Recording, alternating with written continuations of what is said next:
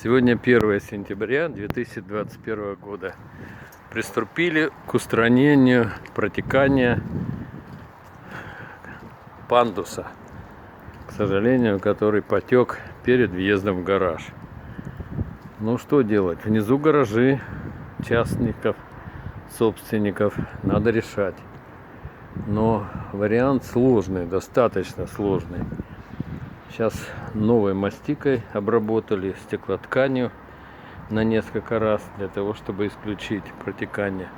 Потом придется асфальтировать все с разуклонкой.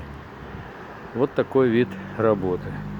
Опять потребовались дополнительные расходы на мастику, стеклоткань, ну и асфальт, который придется класть. Но отработано, сделаем все как надо.